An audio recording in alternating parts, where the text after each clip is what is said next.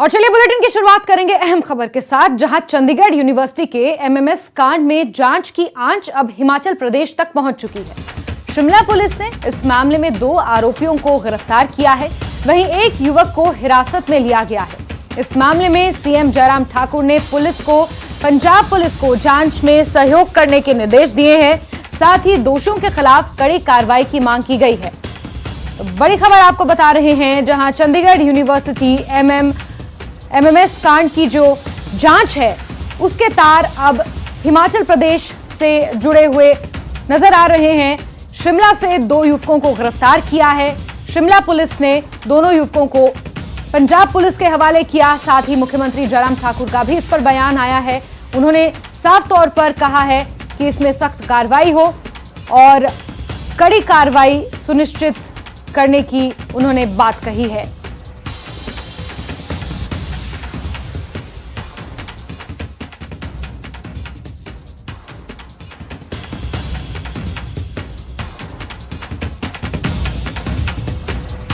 मुझे police department के अधिकारियों से बातचीत मेरी हुई है। मैंने कहा कि उसमें पूरी कोऑपरेशन करिए पंजाब पुलिस को। जो भी दोषी है, जो सूचना के मुताबिक जो जानकारी मिली है उसके मुताबिक ये मालूम पड़ा कि हिमाचल प्रदेश से संबंधित वो लड़का है जिसने उसको वायरल किया है। उसके खिलाफ कानूनी कार्रवाई करेंगे और पूरी हम पंजाब सरकार को उसमें पूरा कोऑपरेशन देंगे निश्चित रूप से, क्योंकि गलत काम किया है तो सजा मिलनी चाहिए। वहीं चंडीगढ़ यूनिवर्सिटी के हॉस्टल में छात्राओं के आपत्तिजनक वीडियो बनाकर वायरल करने के मामले की जांच की आंच अब हिमाचल प्रदेश के शिमला तक पहुंची। छात्राओं के आपत्तिजनक एमएमएस मामले में शिमला के रोहड़ू के संगटेड़ी गांव के रहने वाले सन्नी मेहता को गिरफ्तार किया गया है। शिमला पुलिस ने उसे रोहड़ू से पकड़ा और पंजाब पुलिस के हवाले कर दिया।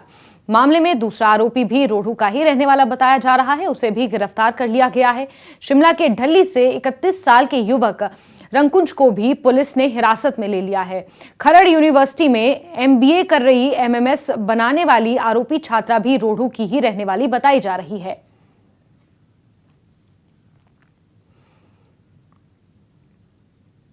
तो हिमाचल पुलिस ने ये बड़ी कार्रवाई करते हुए यहां से 2 आरोपियों को गिरफ्तार किया है। साथ ही 31 साल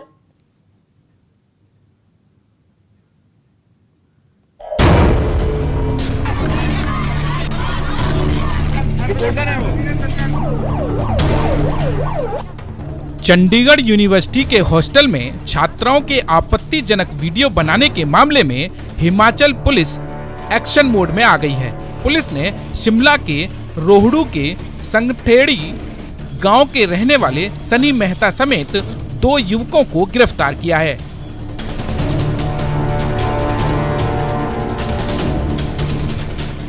साथ ही ढली से 31 साल के युवक रंकुज को भी पुलिस ने हिरासत में लिया है। इस मामले में मुख्य आरोपी छात्रा भी रोहड़ू की रहने वाली है।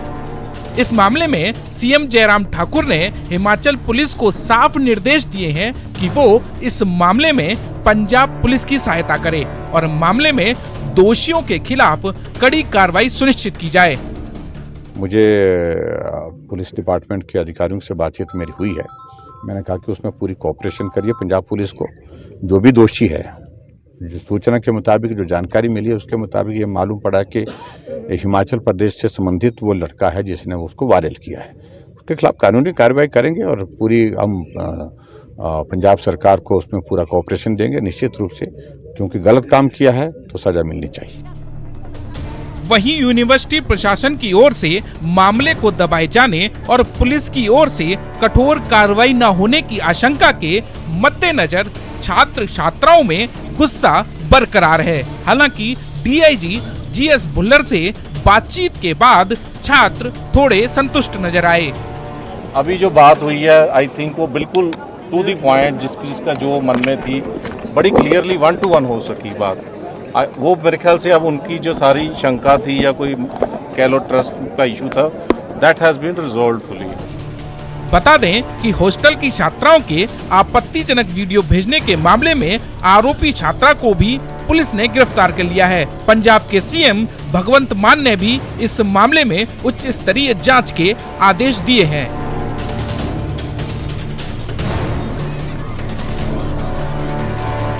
Bureau report, Himachal desk. और सहयोगी कपिल ज्यादा जानकारियों के साथ शिमला से फोन लाइन पर जुड़ चुके हैं। कपिल, चंडीगढ़ से ये मामला उठा था और अब इसकी जो कार्रवाई है वो शिमला में भी हो रही है। 2 युवकों को हिरासत में ले लिया गया है। एक युवक और है जो शक के दायरे में है और जिस लड़की के ऊपर आरोप लगे हैं वो लड़की भी रोहडू की ही रहने वाली बताई जा रही है। क्या समझे इससे कि एक तरीके का नेटवर्क है? क्या कुछ जानकारियां निकल कर आई हैं? देखिए, अभी तक जो जानकारियां निकलकर हमारे पास आई है उसमें ये जो एमएमएस लीक करने वाला जो मामला है, इसमें अभी तक 2 युवकों को जो गिरफ्तार कर लिया गया है और पंजाब पुलिस को भी सौंप दिया गया है। देर शाम तक ठियोग के युवक और रोहडू का जो एक युवक है उनको हिरासत में हिमाचल पुलिस ने लिया था। उसके बाद देर रात पंजाब पुलिस निजी वाहन में शिमला पहुंचती है और ऐसे में हिमाचल पुलिस उनको जो है दोनों आरोपियों को जो है सौंप देती है और उनको पंजाब ले जाया गया है। और इसके अलावा जो ये जानकारी निकलकर सामने आई है, इसमें जो 2 युवक सनी और जो रंकज वर्मा है, एक ढली थाने से गिरफ्तार किया गया है और जो दूसरा है वो रोहडू थाने से जो है गिरफ्तार किया गया है। एक की आयु जो है 23 साल है और दूसरे की 31 वर्ष की आयु है। और ऐसा नहीं है कि ये अब से लड़की के संपर्क में थे, ये जानकारी निकलकर सामने आई है कि पिछले लंबे समय से ये लड़की के संपर्क में थे और रोहडू की ही रहने वाली ये जो लड़की है, जो आरोपी लड़की जिसको गिरफ्तार किया गया है, वो भी रोहडू की रहने वाली है। तो ऐसे में बहुत पहले से आपस में जो मिलजुल कर इस तरीके का जो ये कार्य जो चल रहा था आपस में, और ये जो एक पिछले कल जो कार्रवाई की गई है, जिस तरीके से दोनों को जो है पंजाब पुलिस यहाँ पर ले गई है, तो इससे एक जो है साफ होता है कि दोनों जो जिन युवकों को ले गए हैं उनके ऊपर कड़ी कार्रवाई की जाएगी यदि वो जो दोषी पाए जाते हैं।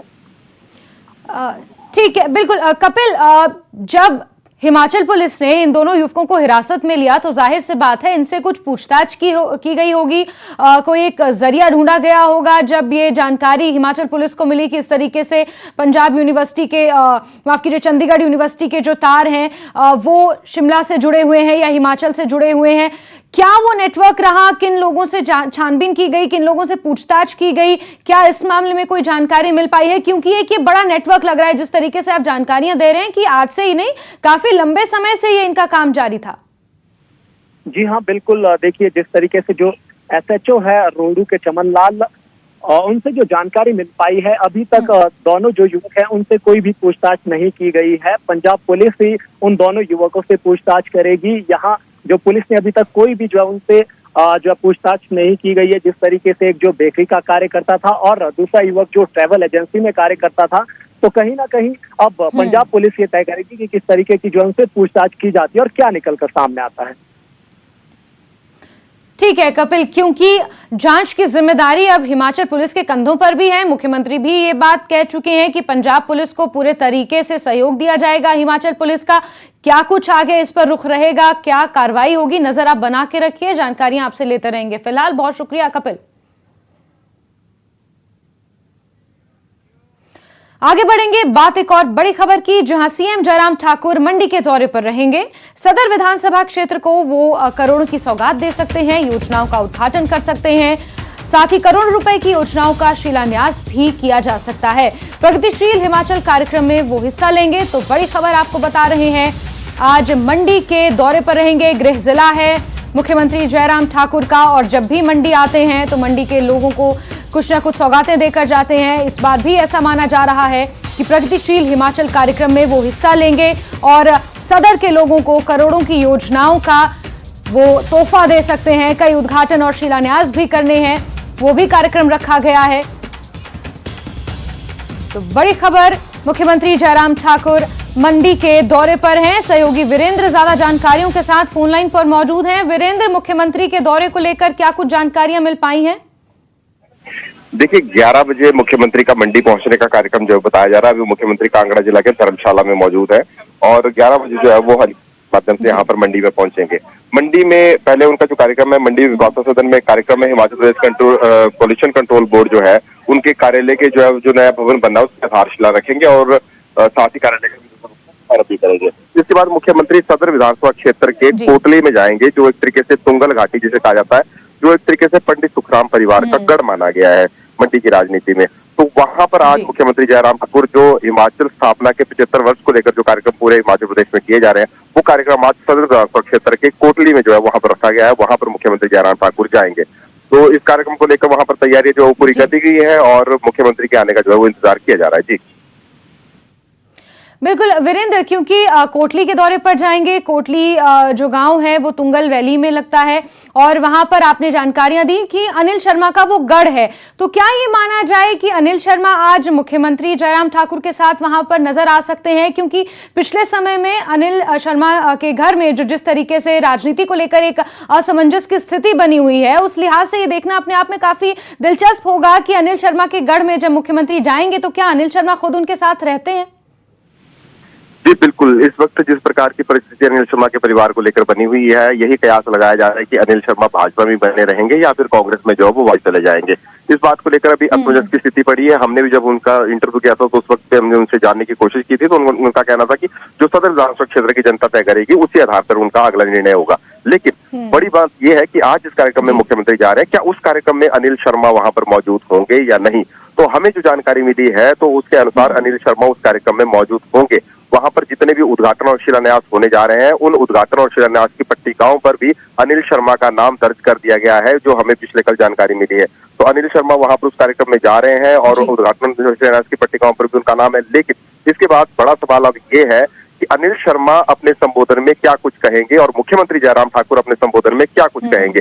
क्योंकि अनिल शर्मा ने ये मांग उठाई थी कि अगर वो भाजपा में वापिस अगर पार्टी चाहती है कि वो भाजपा में ही रहे, तो जो मान सम्मान उनका था और जो सदर विधानसभा क्षेत्र की जनता का जो मान सम्मान था, जिसे हाशिए पर रखा गया, उस मान सम्मान को पब्लिकली जो है वो बहाल किया जाए। तो आज इस बात का एक आप मान के चलिए कि एक तरीके से निर्णय हो जाएगा कि क्या भाजपा की जो सरकार है, मुख्यमंत्री जयराम ठाकुर है, वो सदर विधानसभा क्षेत्र की जनता का मान सम्मान और विशेषकर उनके जो प्रतिनिधि हैं अनिल शर्मा, क्या उनका मान सम्मान जो है वो बरकरार रखते हैं नहीं? इस बात को लेकर कोई इशारों में वीरेंद्र, आपने बिल्कुल सही कहा कि ये आज एकदम स्पष्ट हो जाएगा और ये तस्वीर आज क्लियर हो जाएगी कि जब अनिल शर्मा वाकई मुख्यमंत्री के साथ इस काफिले में शामिल होंगे, इस कार्यक्रम में शामिल होंगे, क्या कुछ वो अपने संबोधन में कहेंगे, क्या कुछ मुख्यमंत्री अपने संबोधन में कहेंगे। वहां से आज एक बहुत बड़ी राजनीतिक तस्वीर जो है, खासतौर पर मंडी जिले के लिए अगर हम बात करें तो वहां से